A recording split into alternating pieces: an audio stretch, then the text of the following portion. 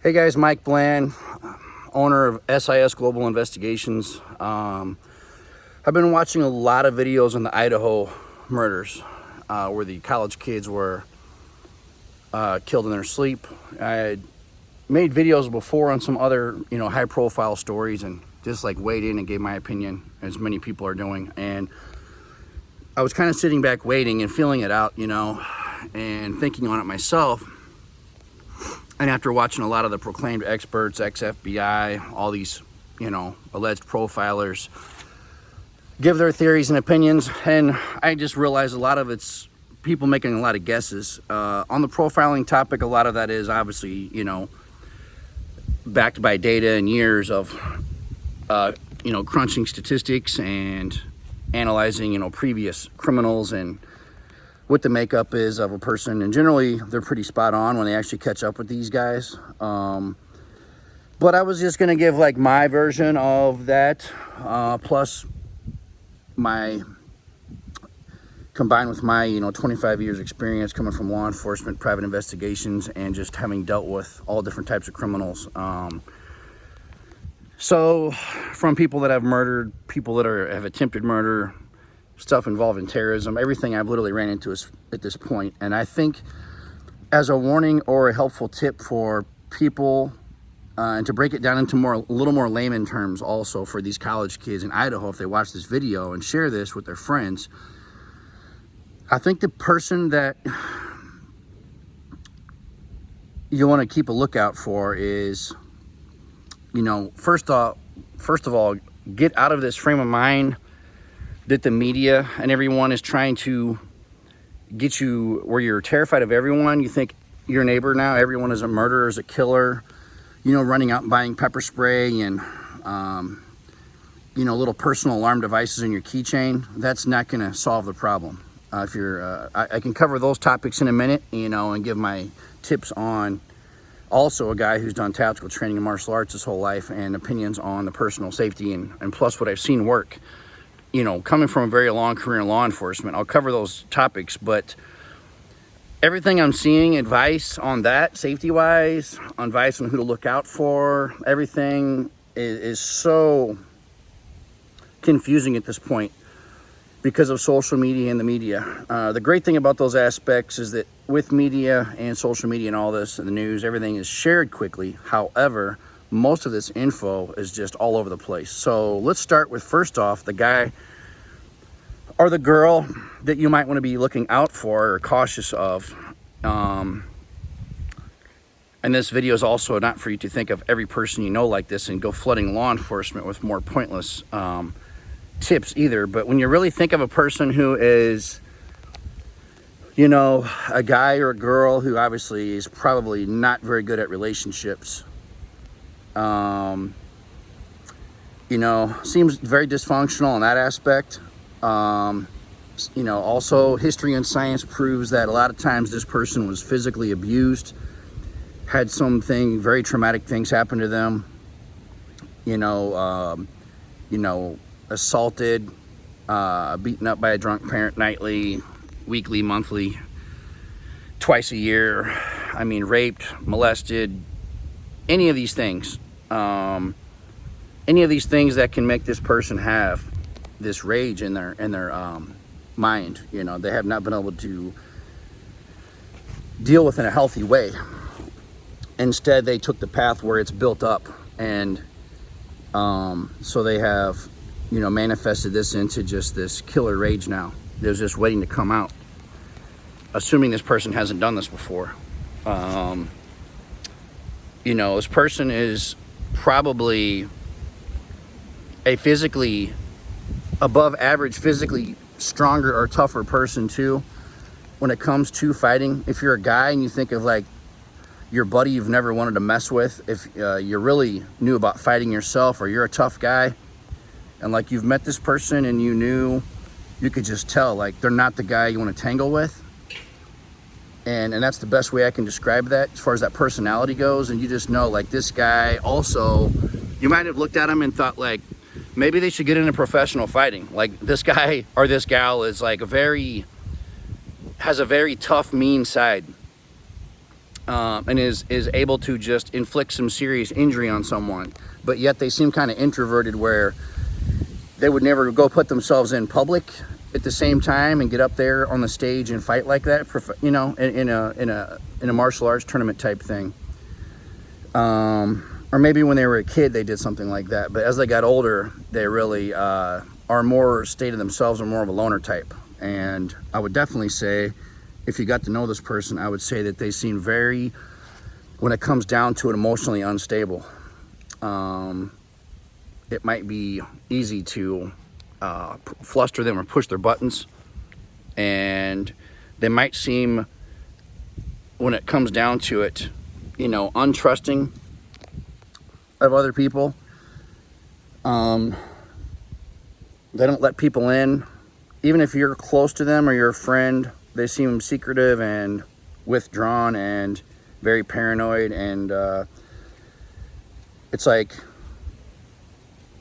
where they're never going to, even if you went, you know, TPing houses with them as a kid, you know, and something very trivial, but like you tried to bring that topic back up on the phone at a later time, they'd seem very leery of talking about that on an open phone line. So very, very so much in a survival mindset where they're always on guard. I think that though a lot of people can carry these traits, that's where these things get very hard to figure out. You know, I think this person also, for someone that knows them, they had some type of probably fights some point in their life with someone. If it's a girl, with other girls. If it's a guy, with other guys.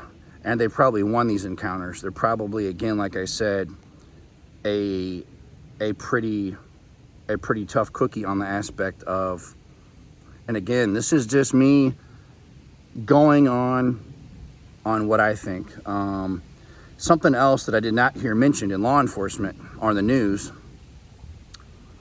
you know, and I'm not giving out any secrets here because I technically am not informed, you know, and I'm not working on this case. However, I would love to be something like this. One of the ex-FBI / Navy SEAL guys said that the killer probably lives within a 3-hour radius. You know, that's also usually backed by science and profiling. Something that crossed my mind is that I wouldn't be surprised, and we'll see. And everything I'm saying, it could turn out to be wrong. Again, that's where people think like guys like me are weighing in on this, and turns out later like, oh, everything was different than what you said, you're an idiot, you know. And all we can do as humans is use our training, background, experience. Nothing is ever, there's always a curveball. Nothing's ever, you know, in concrete, but ultimately at the end of the day, detectives, FBI profilers, everyone is doing the same thing. You're making the best educated guess you can, and also as a good investigator, following your hunch, following your gut, and like I said, giving it your all, you know. But I would not be surprised if this killer lives literally in the same complex. That is not to freak people out. That is to make you cautious and aware that it's normally not the masked Michael Myers serial killer scenario, the unknown, you know, like the movie Scream or the Jason movies. It's normally not the case. Again, that can also be wrong in some cases. You could have a random guy, but the fact it's so personal, and I don't know if these kids were choked and smothered. I heard that, but I definitely heard they were stabbed, and then I heard confusing stories on that there was, you know, 3 girls and a boy, and then I heard there was 2 girls and 2 guys, and all these confusing details where I even myself, I couldn't figure out what was even going on with the story. Then someone said there was roommates that survived. I don't know if those roommates were in the place or they came over later and then they called 911. I was very confused on that part of the story because, again, as this gets on the news and on social media, everything gets twisted, turned upside down, which doesn't help. It actually doesn't help the public either, because if someone wants to call in and give tips and they're confused on what they heard or what they heard happen, it kind of hurts them because they don't have a clear understanding of what's going on. So therefore, for them to get proper educated guesses, hunch, gut feelings, sixth sense, that knowing thing on who this could be. It makes it confusing from straight out of the gates. So, but a timeline, the better you know the story, the timeline on what happened, how, where, and why, and how, it helps a person who may be closer with these people, and also a person they may suspect. And again, too, I don't think this is like a group of people, or several people that did this either. Something else. This was one of my original theories, and why I thought law enforcement could be either more clueless or keeping this under wraps. Not to get off on conspiracies, but sometimes you'll have people involved in criminal elements or activity, or as far as the psychology of victimization, where someone's living a more high-risk life, if they're a dancer, if they are involved in drug activity, and that I'm not saying any of these kids were. I don't know anything about these guys or girls, and they seem like just your everyday normal young college kid. However, that is something, as a professional investigator, as a cop, I would have never thought about all these options. As a professional investigator and doing this years later now, where normal people have one or two theories, I have instantly 25 go-to theories. What you do is you then start eliminating all these, process of elimination. So, and just being able to prove that each one of those is not the case, and then whatever you're left with is then most likely the case. And again, it's the Razor-Achman theory of it's usually not the conspiracy theory. It's normally the most logical scenario. In this case, normally the things obviously people look at law enforcement is it the snapped, enraged boyfriend, jealous boyfriend, a stalker. They allege that one of the female victims had a stalker apparently, but then they said they couldn't confirm that. That I found, again, very odd and confusing. If she had a stalker, many people talk about this, especially with their friends, coworkers, family, spouse, that there's someone stalking them, sending threatening messages on social media, texting them, sending them obscene photos. If it's the next level stalker, driving over, looking in the windows, hiding in the woods, following you in public, showing up everywhere you're at, that's next level stuff there, where again, the person would be even more apt to have had police reports, let family and friends know, obtain restraining orders. Other people would know about this. So, and I don't know, again, I don't even know where that information came from, if that came from someone on social media. And then these things starts out as a comment on a YouTube channel, which then turns into a lead given to police, which then turns into part of an investigation, then found out there was nothing to it. So that's where you don't want to inundate law enforcement with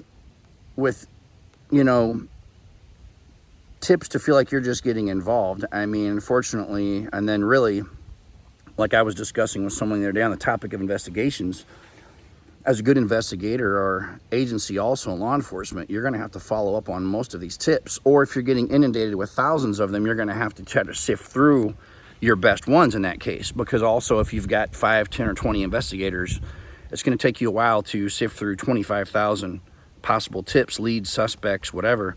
And in that case, you're going to have to go with the most likely ones. So ideally, you'd want to sift through and confirm every one of them.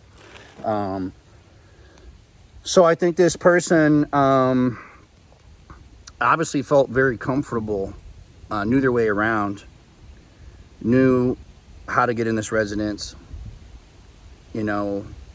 felt comfortable they could go in there undetected, obviously. Very confident of that, which then goes back to, sure, they've most likely probably, again, live in or very close to this complex, have been in there, have been there for parties, have been there, dated someone, used to live there, was a neighbor, or is currently a neighbor. Any of these things, it just shows that knew that there was no security cameras, and just knew their way around. So I think that also this person obviously is extremely, like they said, it gets into the narcissistic traits. They're not a dumb person. They're on the crazy side, full-blown psychopathic, but they're not stupid. In fact, they're probably above average intelligence. They probably have a, good grades, probably more on the ambitious side. Again, they probably care about the way they look, probably work out, like I said, obtaining college degrees, probably pursuing careers, probably have also had some levels of dysfunction in that as well, as far as either getting fired and losing jobs, having confrontations with people. And I think that they are, they can function in society. However, when you really, really look at the emotional instability side of things, and you realize that they're not very mentally, health-wise, they're not very well off, and that also there probably are someone that is takes measures on protecting themselves, self-defense wise. They probably carry a gun. Obviously, they probably carry a knife on them, something around them at all times to protect themselves. And they probably, like I said, when it comes out, it'll be somebody that's probably suffered some extreme abuse in their life, and they have did not know how to healthily, deal with that. And so they are someone who is, again, backed by science and profiling. They probably don't like people. You ever seen some people that don't like to be touched, or where you put your hands on their shoulder if it's a guy friend, or you pat your guy friend on the back and you kind of swat your hand away, or feels very defensive for no reason? People like this, they often don't like you in their personal space. They could be extremely OCD and extremely overly organized. And if you move or mess with their stuff, again, kind of like being touched, they don't like that. And they would know if you've messed with anything in their place.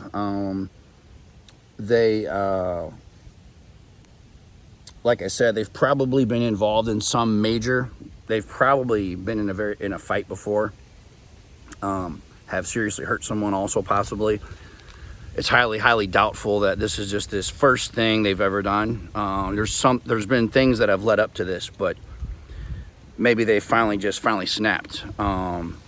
So again, it takes some serious gall to do something where they're not just driving up and shooting someone and they could drive off, and also that type of murder they did, where the odds of leaving behind, DNA, trace evidence, fingerprints, leaving behind blood of their own, anything, traces of clothing, traces of fibers or hair, is also majorly increased, which also majorly puts them at risk of getting caught, and may very well. Another thing is that these people also usually want to get caught, in the back of their mind, or they commit a crime in a way, or leave a telltale sign or clues behind, like many of the famous killers, the Zodiac Killer writing the ciphers.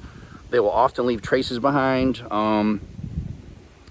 to slowly help law enforcement catch up with them, because they actually don't like what they're doing. They know there's something wrong, and there's even been a lot of the famous killers like the son of Sam, who said they felt like a compulsion, a voice was telling them to do this. There was voices in their head, their dog. A lot of it can also turn into a spiritual side of things, where it's demonic, I believe, at some point, and it turns into that religious topic. In fact, the son of Sam, now that is in prison, supposedly he is like extremely religious, a totally different person. And he had said that something overcame him in these times, and he was felt he couldn't overcome this force over him. So to me, that screams out of and people that are traumatized on that religious aspect, they can be more victim to the demonic possession for whatever reason. And it's very complicated how this all works, but that side of things and the religious topic is included but separate than the you know, the topic of the profiling. I think it's also included in there. So I think that about wraps it up. I hope this gives some people some insight. You know, leave me questions, comments if you want more information. Again, Mike Bland, S.I.S Global Investigations. Stay safe, guys.